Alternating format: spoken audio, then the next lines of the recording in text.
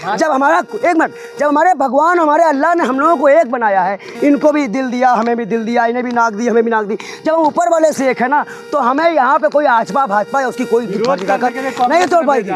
ताजमहल ले रहे हैं, जो बड़े बड़े मदरसे चल रहे हैं, जो सरकार के अंडर में आते हैं, आज तक 98% क्या कहते हैं वक्फ बोर्ड की प्रॉपर्टी इनके पास है। 9 लाख एकड़ पूरी जमीन वक्फ बोर्ड के पास है। 12 लाख करोड़ की 12 लाख करोड़ में 1% मतलब 1 लाख करोड़ रुपए मुसलमानों के पास है, मतलब 1 लाख करोड़ रुपया है बस। बचे कुछ सिर्फ क्या है, मदरसे, मस्जिदें, कब्रिस्तान, सिर्फ ये 3 चीज़ों को 2% में जो आते हैं, ये 3 चीज़ों को खींचने के लिए, छीनने के लिए सरकार मतलब जद्दोजहद कर रही है। हिंदू युवाओं को राम के नाम पे इन्होंने कत्लेआम कराया, अब मुसलमानों के बच्चों को भी पढ़ने नहीं देंगे ये। पंडित जी, पहला सवाल ये है, किस तरह देख रहे हैं लगातार जो आंदोलन की मांग हो रही है, लोगों के नोटिस आ रहे, कहा जा रहा है जालियावाला बाग बना दिया जाएगा, तैयार रहिए आप लोग, पीठ अपना तैयार रखिए। जालियावाले बाग की धमकी पहले अंग्रेज दे थे, अब भाजपा कुत्ते दे रहे हैं। उनको संविधान से मतलब नहीं है, उनको देश से मतलब नहीं है। उन्होंने जलियावाला बाग अभी स्टूडेंट के छात्रों को उसमें बना दिया था, अग्निवीर ने बनाया, हिंदुओं को राम मंदिर बनाया है मकान तोड़ तोड़ के, तो जलियावाला बाग तो बनना शुरू ही हो गया है। लेकिन जब मैं मीडिया से एक सवाल रखने आया हूँ इस देश के नागरिक के प्रति, जब वक्फ बोर्ड की 98% संपत्ति, समीर भाई मैं कहता तो नहीं हूँ, इसमें आपका जितने बड़े वो है आपका वो आते स्मारक है, ताजमहल है, जितने भी चीज़ें हैं, उसका सबका टैक्स कौन लेता है? सरकार लेती है। आप बची 2%। और ये बात मैं नहीं कह रहा हूँ मोहम्मद समीर भाई, ये बात भाजपा के मंत्री कह रहे हैं, मुँह बंद कर लो भाई, भाजपा के मंत्री कह रहे हैं। जब भाजपा के मंत्री ये कह दिए कि 98% मेरे पास है, फिर 2% के लिए ड्रामा क्यों? और अगर आपने वक्फ बोर्ड बिल ले आया तो क्या आपको अब मदरसा, कब्रिस्तान और इसकी भी ज़मीन चाहिए? मतलब 98% तो वैसे ही मुसलमान छोड़ के बैठा हुआ सरकार के पास। अगर मुसलमान पूरे 100% पे कब्जा होता, अगर 100% पे कब्जा होता, तब हम मानते कि सरकार इस पे कुछ नहीं कर पा रही है। बिल तो तब लाता कर लिया पंडित जी, मुसलमानों ने देश पे आज कब्जा हो गया। अब मैं आपसे पूछता हूँ, तो 98% का टैक्स जो है अवैध कब्जे का ले रहे हो क्या? ताजमहल का अवैध टैक्स ले रहे हो क्या? और तो तुम्हारा ये, अरे बताओ ना, बताओ लाल किले की जो टिकट के लिए उसके लिए चंदा कर रहे हैं, ताजमहल ले रहे हैं, जो बड़े बड़े मदरसे चल रहे हैं, जो सरकार के अंडर में आते हैं, आज तक 98% क्या कहते हैं वक्फ बोर्ड की प्रॉपर्टी इनके पास है।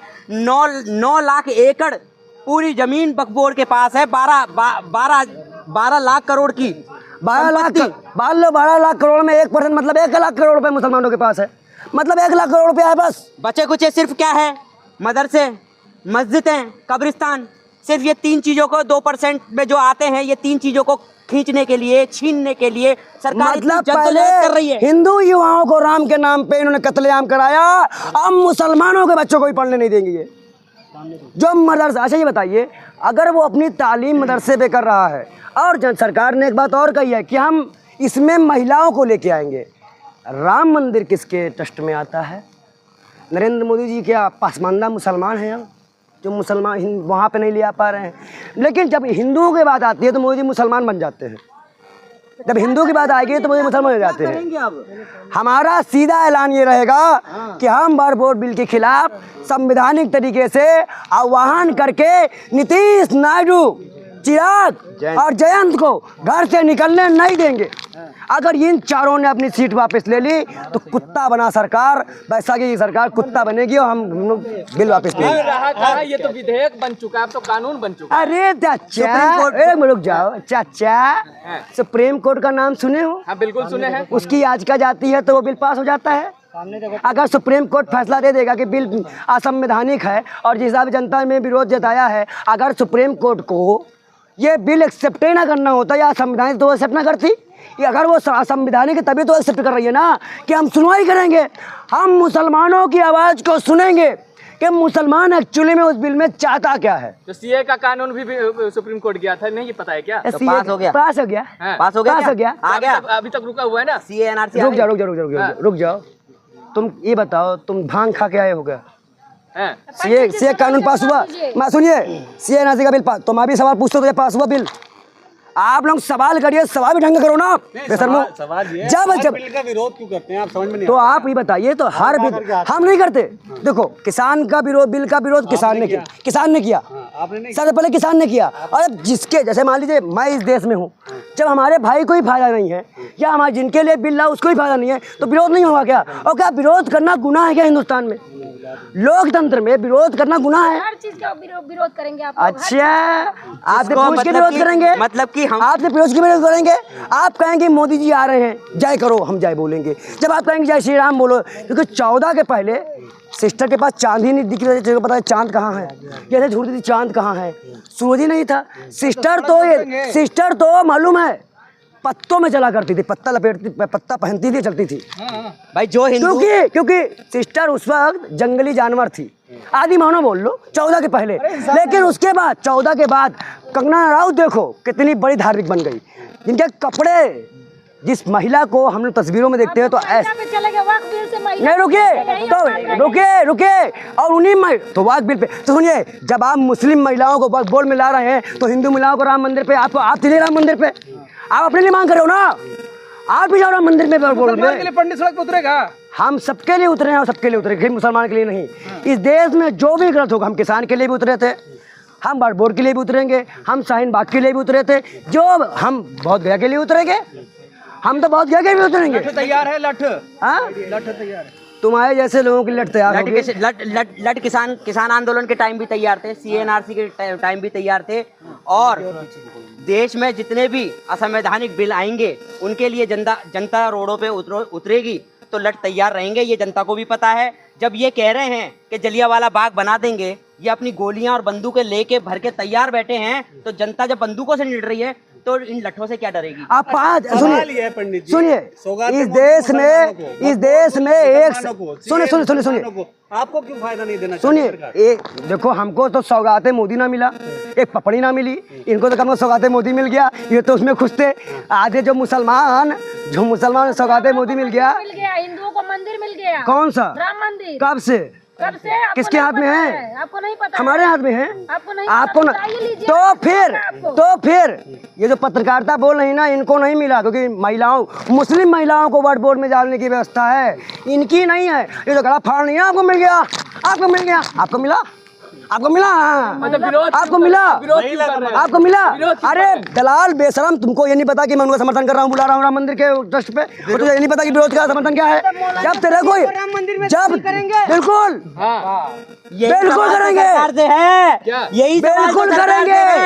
जैसे वक्फ बोर्ड में हिंदू को घुसाया जा रहा है, वैसे ही क्या सनातन बोर्ड में, हिंदू बोर्ड में मुस्लिम को घुसाया जाएगा? बिल्कुल, यही तो सवाल है। पंडित बनने के लिए तैयार है मौलाना समीर। क्या वो जो वक्फ बोर्ड में हिंदू घुसेंगे वो मुसलमान बनने को तैयार है? फिर ऐसी कोई वर्डिंग है, ऐसी कोई लाइन है? रुक जाओ, ये सनातनी मुसलमान कौन है भाई? थोड़ा सामने आ जाओ। ये सनातनी मुसलमान कहाँ से आ गया? बागेश्वरम वाले बाबा मालूम बंद करवा देंगे यार, तुम लोग का चैनल मत करो। बागेश्वरम नहीं, आप धर्म कह रहे हैं। अरे शर्म ही है, उनको आनी चाहिए। वसीम रिजवी है सनातनी मुसलमान। कौन? वसीम रिजवी वो तो सनातनी हिंदू बन तो गए। वो असल में आप ही की तरह है। ये दोनों आदमी उतर गए वक्फ बोर्ड के विरोध देखिए, में। वक्फ बोर्ड बिल के विरोध में अगर ये उतरे हैं तो उनको दिखाने के लिए हम उतरे। देखिए मैं बता दूं, इस अगर रुके दबा रहे हैं उन्हें। अगर ये हाथ अगर अभी आप काट दे और ये एक हाथ यहाँ से काट दे, जो ब्लड निकलेगा, अगर कोई पत्रकार इस दोनों को ब्लड को मिलाकर ये बात कह दे कि ये पंडित का खून है, ये उसका खून है, हम एक भी बिल का सरकार का विरोध करना छोड़ देंगे। जब हमारा एक मिनट, जब हमारे भगवान, हमारे अल्लाह ने हम लोगों को एक बनाया है, इनको भी दिल दिया, हमें भी दिल दिया, इन्हें भी नाक दी, हमें भी नाक दी, जब हम ऊपर वाले से एक है ना, तो हमें यहाँ पे कोई आजपा भाजपा या उसकी कोई नहीं तोड़ पाएगी। क्या कांग्रेस ने भेजा है क्या? अरे विरोध की बात बता दे। तो आप उनके दफ्तर में क्या विरोध करवाने आए हैं क्या? आप भी तो कार्यालय में खड़े हो, विरोध करवाने आए हो क्या? विरोध की बात किसानों ने कहा था। मैं आप लोगों से या पत्रकारों से आपके माध्यम से पूरे देश से पूछना चाहता हूँ कि कुछ हिंदू भाई कुछ खाते हैं, कुछ मांसाहारी हैं, कुछ शाकाहारी हैं। जो शाकाहारी हैं उनको क्या मांसाहारी लोग जो मांस खाते हैं वो क्या जबरदस्ती खिला देंगे?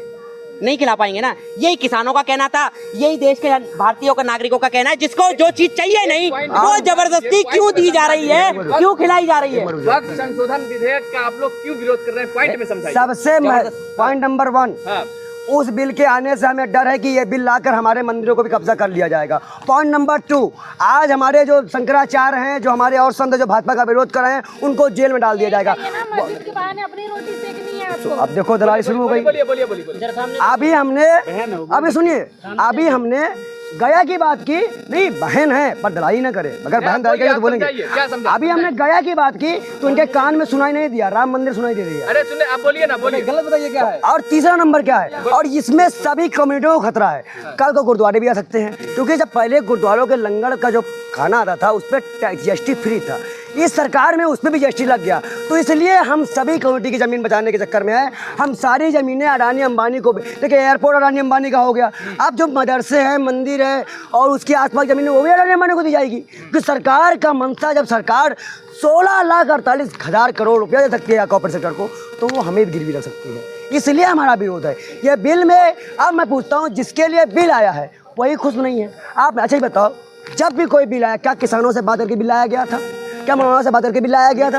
दवाई खाने से कोई कुछ नहीं होता है। अच्छा ही बताइए, अमित शाह का बेटा कैसा? डोल मोल हाथी, वो चल पाता? वो बताओ, वो कौन दवाई खाता है? वो कौन सा ऐसा काम कर दिया ये चेयरमैन बन गया? और सबसे महत्वपूर्ण बात है, क्या वो मस्जिद में झंडा राजद भाई ने क्यों नहीं किया? मैं सवाल करता हूँ आपसे। आज तक भाजपा के नेताएं इतना हिंदुओं को भड़काए हैं, लेकिन एक भी बीजेपी नेता का लड़का झंडा फहराते हुए मस्जिद में नहीं दिखा। जिस दिन हमें भाजपा का नेता का लड़का, जैसे राजनाथ सिंह का बेटा हो, अमित शाह का बेटा हो, और जितने भी भाजपा के तमाम बढ़िया जगह सेट है, वो सेट हैं। तीर आजा तो बोल ले कि मेरा बेटा हिंदुत्व के लिए लड़ेगा। तीर राजा को कितना लड़वाते हैं मोदी जी, वो फिर बाद में दिखता, थूक के चटवाना पड़ जाता है उसको। पंडित जी उतरेंगे क्या वक्फ विधेयक के खिलाफ? अभी क्या कर रहा, अंधा या चश्मा लगा ले काला वाला, फिर दिखाई देगा। अभी क्या कर रहा हूँ मैं? अभी तो बोल ही रहा हूँ ना। पेन कॉन्फ्रेंस का मतलब क्या होता है? पेन कॉन्फ्रेंस का मतलब सुनो, पेन कॉन्फ्रेंस का मतलब होता है कि आज हम पेन कॉन्फ्रेंस कर रहे हैं, कल आपके सामने, कल हम जाएंगे अपने, सुन लीजिए पहले पूरी बात सुन लीजिए, कल हम अपने वकील के पास जाकर दोनों भाई मिलके इस पे याचिका डालेंगे और परसों फिर आपको आगे बताएंगे। और उसके बाद जिला स्तर पे, ग्राउंड स्तर पे कमेटी द्वारा, जो हम जैसे हिंदू हैं, मुसलमान हैं, हम लोग यात्रा ही निकालेंगे सरदार की। देने के लिए तैयार हैं आप लोग? आपके माध्यम आप से, हैं, आपके माध्यम से आप हैं। एक मिनट रुक जाओ, गोदी मीडिया है देने के तैयार। इतना पैसा मिला, नहीं विरोध करेंगे। अरे संजय निरुपम कह रहा है कि जलियांवाला बाग बना देंगे अगर आंदोलन करिएगा तो, याद रखिए। मैं बता दो भाई। मैं ये कहना चाह रहा हूँ कि देश के मुसलमानों से और देश के हिंदुओं से, जो सच्चे और हक को जानने वाले हैं, कि मुसलमानों, ये बिल अगर तुम्हारे क्या कहते हैं फायदे का होता तो उत्तर प्रदेश में जनाजे कब्रिस्तान के बाहर ना रोके जाते। ठीक है, अगर सरकार तुम्हारे फायदे की बात करते तो जनाजे क्या कहते हैं कब्रिस्तान के बाहर नहीं रोके जाते। तुमसे मस्जिदें छीन लेंगी जाएगी, तुम इबादत कहाँ करोगे?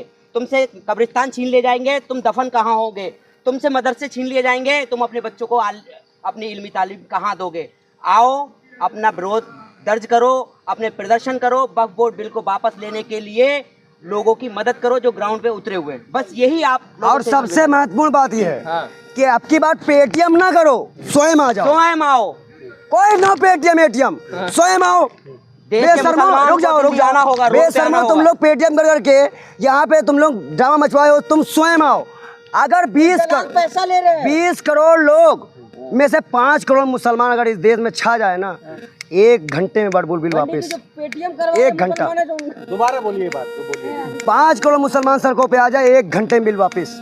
और उसके बाद 1 करोड़ पंडित, बस 15 करोड़ दलित, क्योंकि दलित का आपको और आपको भगवान लात मारना इन ठाकुरों पंडितों को। आप साथ देना गए बोध गया में जाकर खड़े हो जाना। उसके बाद देखो बहुत गया, लेकिन मंदिर की भी खुदाई करवा दी जाएगी और आपका बटबोल भी, जैसे जो खुदाई करानी पड़ गई ये बटबोल वापस ले लेंगे। आप इन चार पार्टियों को बाइकआउट कर दो, कुत्ता बनाओ, बात बाइकआउट, कुत्ता बनाओ। कौन सी पार्टी? जदयू, चिराग वाली, अरे वो नहीं, लोजपा, और उसके बाद ये आपकी जदयू की जयंत चौधरी की आरएलडी, उसके बाद उसका नायडू की है टीडीपी। इनको कुत्ता बनाना है, कुत्ता कि ये भौंके हैं, ये मालिक के सामने भौंकने के। अगर ये मोदी को अपना मालिक मानते हैं, जनता को नहीं मानते हैं, मुसलमान को नहीं मानते हैं, तो ये भौंके भी मालिक को सुने ना, ऐसी इनकी औकात बना दो। और सुनिए, मैं लास्ट सवाल, बिहार में कोई भी मुसलमान इलाके में चिराग के नेताओं को, नीतीश के नेताओं को, भाजपा के नेताओं, जयंत के नेताओं को, भाजपा को नहीं रोक पाओगे। अब भाजपा तो अपना हिंदू का एजेंडा कर ही रही है। वो तुम्हारी दुश्मन नहीं है, तुम्हारे दुश्मन ये है जो तुम्हारा वोट लेके बैठे हुए हैं। तुम्हारे रियल दुश्मन ये है जो तुमने कहा तो आज साथ देंगे, अब आज मौके पे नहीं है। भाजपा तो हमेशा से तुम मुसलमान हिंदू दलित आदि में एक दुश्मन रही है। नेताओं को क्या करना है बताइए, आगे बात नहीं बताइए। इनके घर के आगे बैठ जाओ, इनको निकलना ही मत दो, जाम कर दो। ठीक